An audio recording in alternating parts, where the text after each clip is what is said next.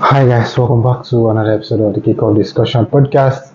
Well, Manchester United managed to beat Victoria 2-1 in their latest Europa League fixture that was just concluded.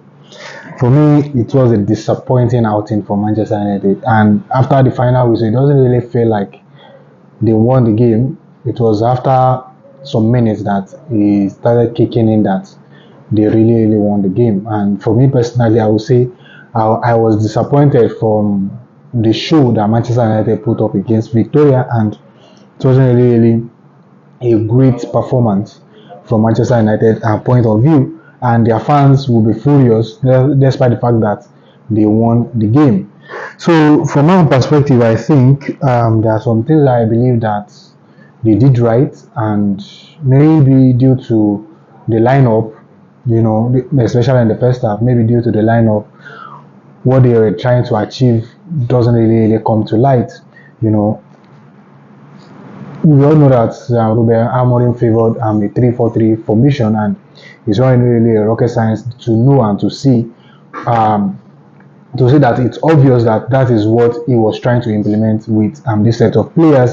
And according to some news that came out, I think today or so, I saw the news like Manchester United are trying to sell some player out, and they are trying to raise money for Ruben Amorim to bring in some players. And I've said this before that some players will need to go because it's not all of them that will suit into Ruben Amorim's system.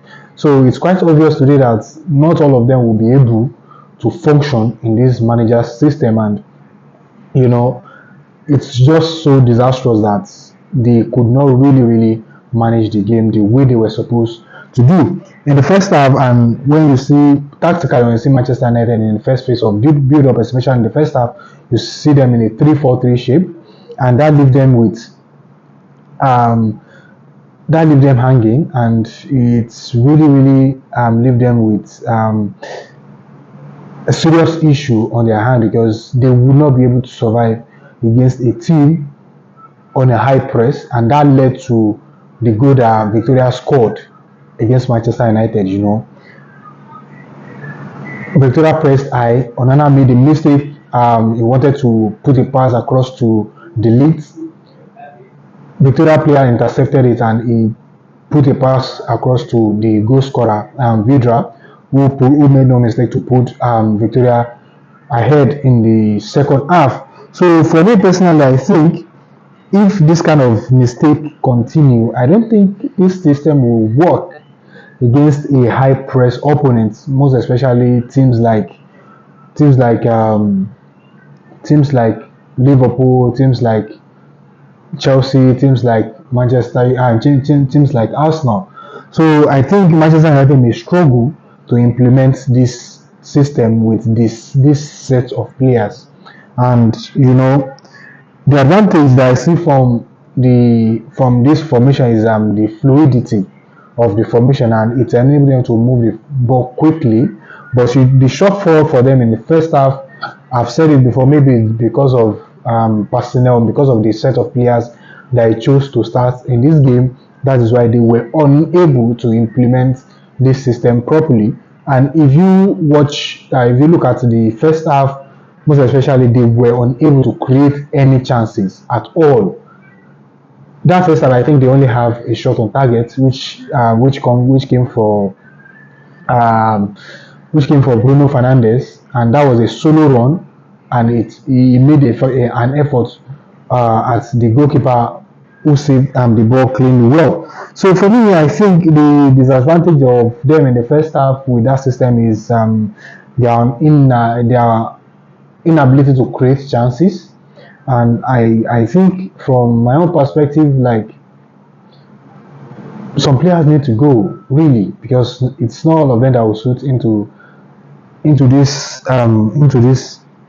system. Zexi, however, in the first half, individually, the only thing he did brilliantly well in that game was his hold on play was fantastic, and his link up play was fantastic. So maybe I didn't watch him well, or maybe he didn't do enough in that game, or but I would say maybe they did not create enough chance and they did not put him in that goal scoring chances positions, which I think they will work on over time.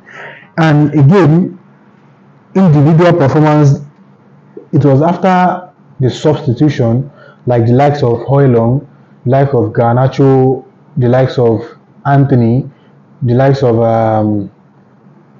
Ugapi came on, things changed for them and they were able to create some chances. They were able to threaten Victoria, and that was when Hojlund was able to score 2 goals because they were actually playing in Victoria's half and they were actually mounting pressure in their box. So the first goal was just a missed ball that came to Hojlund and he was able to put the ball into the back of the net, into an empty net by the way. And the second goal, it was a fantastic goal from a set piece. Bruno Fernandes found him and he stood his ground to muzzle the defender out of the way before he shoots into the bottom right corner of the goal. And that was the 2 goals for Manchester United. But from my own perspective, I don't think this game, I think after the final whistle, if you see the reaction of United players, you will know that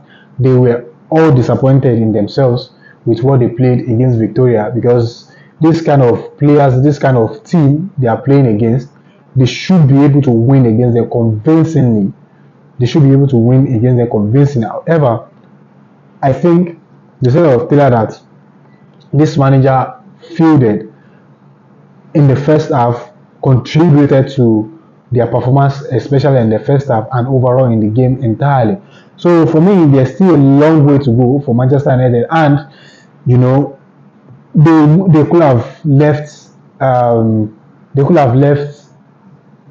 Van Nistelrooy to finish the season before they bring in Amorim, because it will take him some time to actually implement his playing pattern or implement his structure. So I think Manchester United fans should just zero their mind, because it may not get better anytime soon, because the manager is still trying to implement his playing pattern, is still trying to implement his structure, which I don't think some of these players are actually getting into the rhythm of the playing pattern. So these are just the thing that I believe that I observe from the game. You can drop your thoughts in the comment section. Let me know what you think. If you're just coming across this page for the very first time, please do well to like, share, and subscribe. And if you are already there, please kindly smash the like button and drop your thoughts in the comment section. Thank you very much, and I'll see you in another episode. And bye for now.